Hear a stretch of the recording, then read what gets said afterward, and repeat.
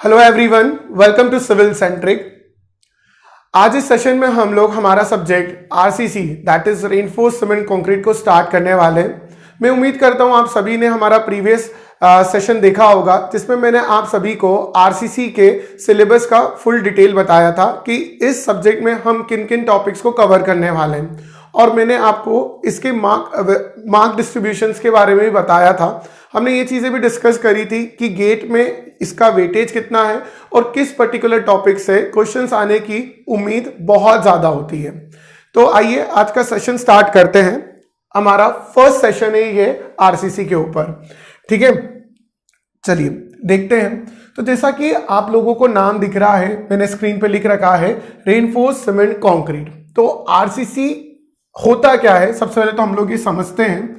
तो देखिए reinforce cement concrete, अगर मुझे आपको ये बताना है तो it is a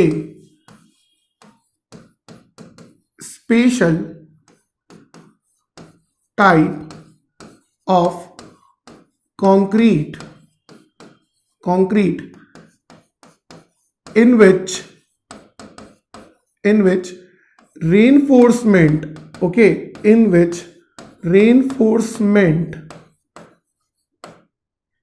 is embedded। embedded बहुत ही बेसिक सी डेफिनेशन मैंने लिखी है। देखिए क्या दिख रहा है आपको, it is a special type of concrete in which reinforcement is embedded. Basically अब रेनफोर्समेंट मैंने यहां पर एम्बेडेड करा है। कुछ स्टूडेंट ऐसे होंगे जिनको बहुत सारी चीजें पता होंगी कि रेनफोर्समेंट क्या होता है, ठीक है, हम उसे क्यों एम्बेडेड करते हैं। अभी इन्हीं चीजों को हम लोग डिस्कस करेंगे उन स्टूडेंट्स के लिए जिनको ये सारी डिटेल नहीं है। बेसिकली अगर मैं बात करूं यहां पर कि कंक्रीट में इस रेनफोर्समेंट को एम्बेडेड करने की जरूरत क्यों पड़ी, तो जो कंक्रीट है हमारा वो बेसिकली हमारा है एक ब्रिटल मटेरियल। ओके, कंक्रीट जो है हमारा एक ब्रिटल मटेरियल है।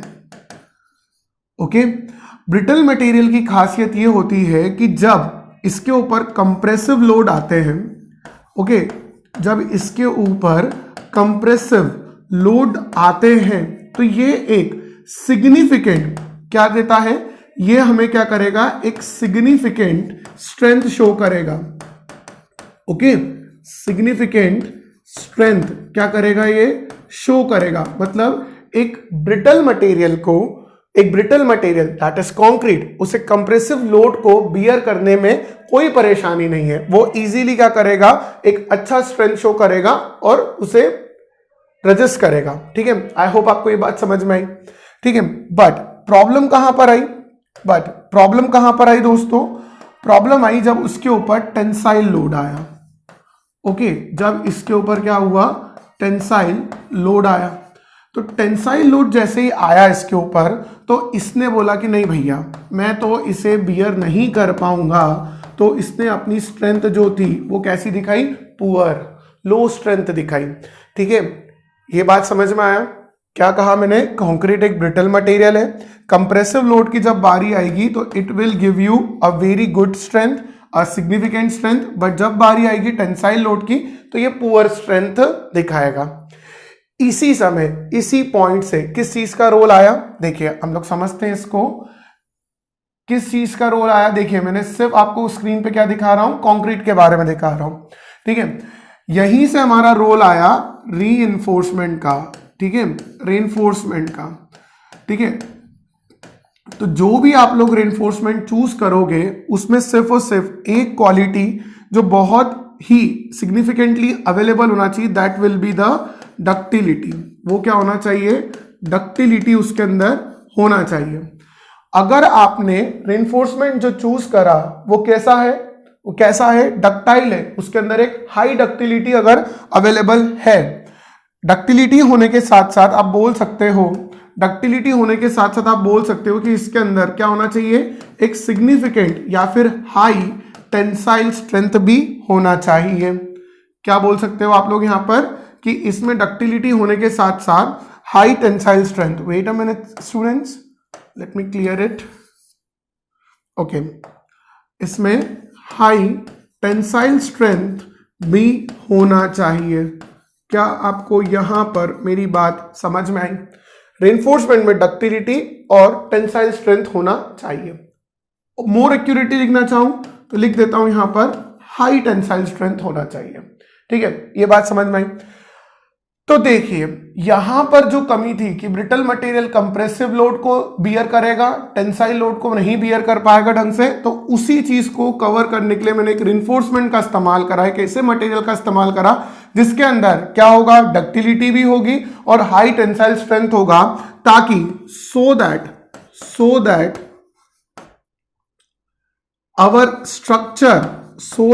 our structure can withstand against, क्या लिख रहे हैं अपन लोग, can withstand against tensile load also. Okay, tensile load also.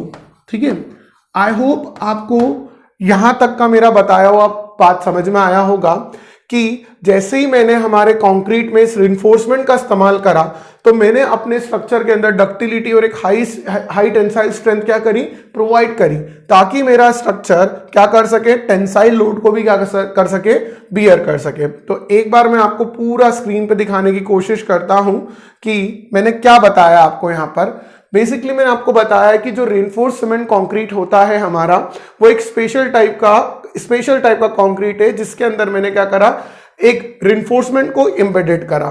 ठीक है, ऐसा क्यों करा, इसे समझते हैं कि कंक्रीट हमारा एक ब्रिटल मटेरियल है। ब्रिटल मटेरियल की खासियत ये होगी कि वो कंप्रेसिव लोड ले सकता है, उसमें एक सिग्निफिकेंट स्ट्रेंथ वो क्या करेगा, शो करेगा। बट वो जब टेंसाइल लोड की बात आएगी तो वहां पर उसमें क्या आ जाएगा, पुअर स्ट्रेंथ आ जाएगा। उसी तरह से मैंने यहां पर लिखा रिइंफोर्समेंट के बारे में। तो रिइंफोर्समेंट के बारे में अगर आप देखेंगे तो ये रिइंफोर्समेंट एक ऐसा मटेरियल होगा जिसमें डक्टिलिटी होना चाहिए और हाई टेंसाइल स्ट्रेंथ होना चाहिए, ताकि हमारा जो स्ट्रक्चर है वो क्या ले सके, टेंसाइल लोड ले सके। तो आई होप आपको ये चीज क्लियर हो गई होगी, है ना। आई होप आपको ये चीज क्लियर हो गई होगी कि रिइंफोर्समेंट मेरा टेंसाइल ले लेगा, कंक्रीट मेरा कंप्रेसिव ले लेगा, तो मेरा स्ट्रक्चर दोनों लोड को बियर करने के लायक बन गया। क्या आपको ये बात समझ में आई? ठीक है, आई होप आपको ये पार्ट क्लियर हो गया होगा। ठीक है, यहां से हम लोग आगे की तरफ बढ़ते हैं। चलिए, अब जैसा कि अगर हम लोग बात करें तो हमारा जो सब्जेक्ट है आरसीसी, है ना, ये एक कैसा सब्जेक्ट है, डिजाइन का सब्जेक्ट है। किस तरीके का सब्जेक्ट है आरसीसी? हमारा एक डिजाइन का सब्जेक्ट है। डिजाइन का सब्जेक्ट है मतलब यहां पे हमारे जितने भी स्ट्रक्चरल मेंबर्स हैं उन्हें हम लोग क्या करेंगे, डिजाइन करेंगे। देखा जाए तो एक बिल्डिंग के अंदर कौन कौन से स्ट्रक्चरल मेंबर्स अवेलेबल हो सकते हैं, कौन कौन से स्ट्रक्चरल मेंबर्स अवेलेबल हो सकते हैं। ठीक है, तो देखा जाए तो सबसे बेसिक क्या हो सकता है हमारा, एक तो हमारे बीम्स हो सकती हैं, दूसरा हमारे पास हो सकता है स्लैब्स हो सकता है, तीसरा हमारे पास होता है कॉलम हो सकते हैं। ठीक है, कॉलम हो सकता है। उसके बाद हमारे पास एक क्या हो सकता है, फुटिंग, या फिर जिसको हम लोग एक और चीज बोलते हैं दैट इज फाउंडेशन। ठीक है, बहुत बेसिक सी बात कर रहा हूं। ठीक है, ये एक बहुत बेसिक कंपोनेंट हो सकते हैं एक आरसीसी स्ट्रक्चर के, जो हमें डिजाइन करना पड़ेगा। मेरा आप लोगों से एक सवाल होगा कि जब आप इन स्ट्रक्चर को डिजाइन करोगे, इन स्ट्रक्चरल मेंबर को डिजाइन करोगे, तो आप क्या चाहोगे कि मेरा स्ट्रक्चर कैसा बने। ठीक है, तो जब भी मैं ये सवाल करता हूं क्लास में तो मोस्ट ऑफ द स्टूडेंट्स मुझे जवाब देते हैं कि सर मेरा स्ट्रक्चर कैसा होना चाहिए, इकोनॉमिकल होना चाहिए। ठीक है, अधिकतर स्टूडेंट्स यही जवाब देते हैं। ठीक है, मैं आज आपको समझाना चाहूंगा कि मैं किन पैरामीटर्स को एक ऑर्डर में ध्यान रख के इन सारे स्ट्रक्चरल मेंबर का डिजाइन करूंगा। तो यहां पर देखिए मैं क्या लिख रहा हूं, मैंने लिखा है यहां पर ए स्ट्रक्चर शुड बी, देखिए क्या लिख रहा हूं मैं यहां पर, ए स्ट्रक्चर शुड बी, किस तरीके का मेरा स्ट्रक्चर होना चाहिए, पहला पॉइंट। ठीक है, a structure should be safe. Okay, दूसरा point, a structure should be serviceable. Okay, structure should be कैसा होना चाहिए, durable. Okay, a structure should be कैसा होना चाहिए, इकोनॉमिकल। देखिए, जो इकोनॉमी की बात हम लोग करते हैं ना, जो इकोनॉमी की हम लोग बात करते हैं, जिसको कई स्टूडेंट्स ने फर्स्ट पॉइंट पे सोचा होगा, मैं उसे फोर्थ पे रख रहा हूं। ठीक है, मैं उसे फोर्थ पे रख रहा हूं। और अगर पांचवी की बात की जाए तो वो आएगा मेरा एस्थेटिक्स, है ना, या एस्थेसिटी। ठीक है, जिसका मतलब होता है एक सामान्य भाषा में, है ना, सुंदरता। मतलब मेरा स्ट्रक्चर सुंदर होना चाहिए, ये बात मैं सबसे एंड में सोच रहा हूं। ठीक है, तो सबसे पहले मैंने क्या सोचा कि मेरा स्ट्रक्चर क्या होना चाहिए, सेफ होना चाहिए। सेफ होना चाहिए मतलब कि क्या होना चाहिए, जिन भी लोड्स के लिए, जिन भी, जैसे आज मैंने एक स्ट्रक्चर बनाया कि मैंने घर बनाया, तो घर क्या 2 महीने के लिए बनाते हैं कि यार चलो 2 महीने घर में रह लेते हैं, फिर जबकि जब देखेंगे, नहीं। एक घर जो बनाया जाता है, कम से कम ये उम्मीद के साथ बनाया जाता है कि 50 से 100 साल तक ये घर को कुछ नहीं होना चाहिए, मतलब रिपेयर हो सकता है लेकिन ये गिरे नहीं। हम लोग ये उम्मीद करके ही घर बनाते हैं। तो स्ट्रक्चर जितने टाइम पीरियड के लिए मैंने बनाया है, उतने टाइम पीरियड तक के लिए वो क्या होना चाहिए, उस लोड को पियर करना चाहिए। दूसरी बात, जैसा कि आप देख सकते हैं, सर्विसेबल। सर्विसेबल होना चाहिए मतलब कि उसके अंदर कुछ ऐसे ऐसे डिटोरिएशन, मतलब उस स्ट्रक्चर में ऐसे डिटोरिएशन नहीं आना चाहिए कि स्ट्रक्चर सर्विसेबल ही नहीं रहा। मतलब कि पता चला कि उसमें क्रैक्स आ गए हैं। ठीक है, क्रैक्स आ गए, कंक्रीट गिर रहा है, आप चल रहे हैं, कंक्रीट का एक टुकड़ा गिर के आपके सर पे गिर गया, तो ये क्या हो गया, अनसर्विसेबल हो गया, ये रिपेयर वर्क मांग रहा है, फेल नहीं हुआ है, अनसर्विसेबल हो गया। सेम ड्यूरेबिलिटी की बात होती है ना। ड्यूरेबिलिटी की हिंदी में मतलब क्या होता है, ड्यूरेबल मतलब कि टिकाऊ। ठीक है, तो स्ट्रक्चर ड्यूरेबल रहना चाहिए during the entire period of its, मतलब एंटायर पीरियड जितने टाइम के लिए, उससे मैंने सोच के बनाया है। उसके बाद इकोनॉमिकल। इकोनॉमिकल होना चाहिए मतलब कुछ ऐसे तरीके मैं आप लोगों को बताऊंगा आगे, जब हम लोग आगे हम इस सब्जेक्ट को जब लेके जाएंगे, कि ऐसे क्या क्या तरीके हो सकते हैं कि मैं स्ट्रक्चर को इकोनॉमिकल बना सकता हूं। मतलब मैं कहां कहां पर कुछ ऐसे पैरामीटर्स का इस्तेमाल करके या कुछ ऐसे प्रोविजंस करके मैं अपने पैसों को बचा सकता हूं। ठीक है, और एस्थेसिटी का तो कोई हिसाब ही नहीं है। जितना आप लोगों के पास पैसा है, आप उतना क्या कर सकते हो, आप क्या कर सकते हो, अपने स्ट्रक्चर को सुंदर बना सकते हो। ठीक है, आई होप आपको ये बात मेरी समझ में आ गई होगी। ठीक है, तो मैंने आपको क्या बताया कि आप आरसीसी, जब भी हमारा कोई सा भी डिजाइन का सब्जेक्ट हो, अगर मैं आपको इवन स्टील भी पढ़ा रहा होता ना बच्चों, तो मैं आपको यही चीज बताता कि आपको ये पांचों चीजों को इसी ऑर्डर में ध्यान में रखते हुए क्या करना है, हमारे एक स्ट्रक्चर को डिजाइन करना है। ये बात समझ में आ गई। ठीक है, ये बात समझ में आ गई।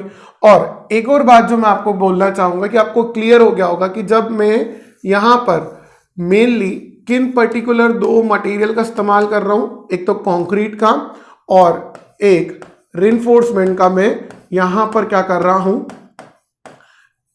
इस्तेमाल करते हुए, है ना, क्या करते हुए, रिइंफोर्समेंट का इस्तेमाल करते हुए ये पूरी डिजाइनिंग करूंगा। तो ये 2 मेरे पास मटेरियल है। अब आप एक चीज ध्यान रखेंगे कि मैं आप लोगों को इन 2 मटेरियल्स, मतलब कंक्रीट और रिइंफोर्समेंट के बारे में ऐसी प्रॉपर्टीज पढ़ाने वाला हूं अब आगे के सेशन में, जिससे आपको समझ में आएगा कि इन दोनों का इस्तेमाल ही क्यों हम कर रहे हैं as a building material. Okay दोस्तों, चलिए आगे बढ़ते हैं, हमारा नेक्स्ट टॉपिक स्टार्ट करते हैं। चलिए, अब हमारा नेक्स्ट टॉपिक होगा, सबसे पहले मैं आपको बताना चाहूंगा कि कंक्रीट होता क्या है। ठीक है, बिल्कुल शांति से सुनते जाइएगा कि कंक्रीट होता क्या है। तो देखते हैं कंक्रीट होता क्या है। It is a mixture, it is a mixture of cement, okay, cement, sand, aggregate, cement, sand, aggregate and water. Okay, water and admixture, and admixture के आगे मैं एक वर्ड लिख रहा हूं, if needed, मतलब इसकी जरूरत हो तो, to provide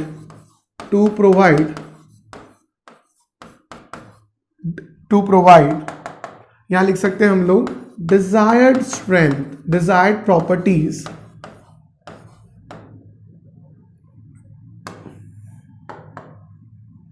desired properties in its fresh and hardened state, या फिर hard state लिख दिया, ठीक है, हार्ड स्टेट। तो ये हो गई हमारी कंक्रीट की एक बेसिक डेफिनेशन। पहली बात तो इसके कंपोनेंट की बात करी जाए तो मेरे पास क्या क्या आ गया यहाँ पर, देखिए अगर इसके कंपोनेंट्स की बात की जाए तो क्या क्या मिल रहा है हम लोगों को इसके हिसाब से। एक तो हमें मिल रहा है यहाँ पर सीमेंट, है ना, फिर मिल रहा है मुझे सैंड, और फिर मिल रहा है मुझे एग्रीगेट, है ना। सैंड को जनरली कहा जाता है हमारा फाइन एग्रीगेट। क्या कहा जाता है हमारा, फाइन एग्रीगेट कहा जाता है। शॉर्ट फॉर्म में लिख दिया मैंने यहाँ पर AGG। और जो एग्रीगेट होता है, मतलब जिसे हम लोग हिंदी में गिट्टी बोलते हैं, वो बेसिकली हमारा क्या हो जाता है, कोर्स एग्रीगेट हो जाता है। क्या हो जाता है हमारा, कोर्स एग्रीगेट हो जाता है, ठीक है, ये बात समझ में आया। और जो सीमेंट होगा हमारा, वो जो होता है हमारा, इसे कहते हैं हम लोग बाइंडिंग मटेरियल। जो हमारा सीमेंट होता है, it will act like the binding material, ठीक है, इन सबको पकड़ के रखता है। कंक्रीट को बनाते समय मैं यही सीमेंट, सैंड और एग्रीगेट के रेशो के ऊपर, सीमेंट, सैंड और एग्रीगेट के रेशो पे बहुत ज्यादा क्या करता हूं, ध्यान देता हूं। बहुत ज्यादा ध्यान दूंगा मैं सीमेंट, सैंड, एग्रीगेट के रेशो पे, क्योंकि ये मेरा एक स्ट्रेंथ गवर्निंग फैक्टर्स होगा, है ना, स्ट्रेंथ गवर्निंग फैक्टर होगा, ठीक है। अब आगे मैं आपको एक बात समझाना चाहूंगा यहाँ पर बच्चों, कि मैंने यहाँ पर लिखा है कि जो कंक्रीट है वो मेरे सीमेंट, सैंड, एग्रीगेट का क्या होना चाहिए, मिक्सचर होना चाहिए, जिसमें मैं क्या करूंगा, वाटर को मिक्स करूंगा, ठीक है। अब यहां पर मैंने दो चीजें लिखी है, फ्रेश स्टेट और हार्ड स्टेट, ठीक है। तो जब फ्रेश स्टेट होता है ना, फ्रेश स्टेट को हम लोग एक और चीज बोलते हैं, मैं यहां पर लिख देता हूं, ठीक है, क्योंकि ऐसे वर्ड्स क्या होते हैं आपको कई चीज जगह पे मिलते हैं, है ना। फ्रेश स्टेट मतलब इसको ग्रीन स्टेट भी कहते हैं, है ना। फ्रेश स्टेट को हम लोग क्या बोलते हैं, ग्रीन स्टेट या फिर ग्रीन कंक्रीट भी बोल सकते हैं, ठीक है, मतलब फ्रेश है वो।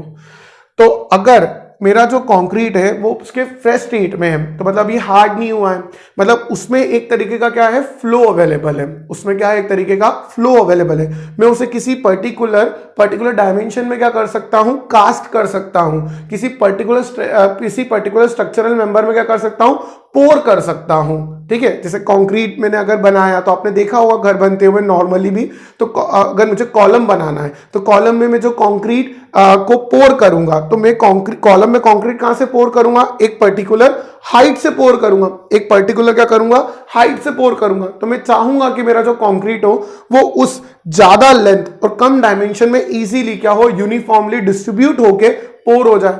उसी तरह से मैं स्लैब में पोर करूंगा, बीम में पोर करूंगा।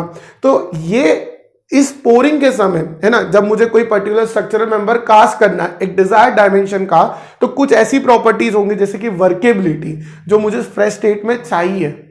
उसी तरह से जब वो हार्ड स्टेट में चले गया, मतलब कि उसने अपनी स्ट्रेंथ गेन कर ली, अब मैं उसको चेंज नहीं कर सकता, अब मैंने उसको चेंज करा तो वो टूट जाएगा, समझ में आई बात।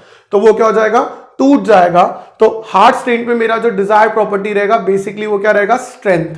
तो वो मुझे हार्ड स्टेट में क्या हो, स्ट्रेंथ को दे। इन्हीं दो प्रॉपर्टीज को ध्यान में रखते हुए मैं इस सीमेंट, सैंड, एग्रीगेट का क्या करूंगा, रेशो फिक्स करूंगा। आई आपको बात समझ में, आया आपको ये बात समझ में। यहां पर आपको एक चीज दिख रही होगी कि एडमिक्सचर, है ना, एडमिक्सचर करके मैंने एक वर्ड लिखा है। अगर आपने ये वर्ड पहली बार सुना है तो बेसिकली एडमिक्सचर्स क्या होते हैं, इसके बारे में हम लोग क्या करते हैं, बेसिकली एडमिक्सचर्स क्या होते हैं। तो एडमिक्सचर्स क्या होते हैं, एक तरीके से मान लीजिए एडमिक्सचर्स आर द केमिकल्स, है ना, केमिकल्स टू इनहैंस, क्या लिख रहा हूं मैं,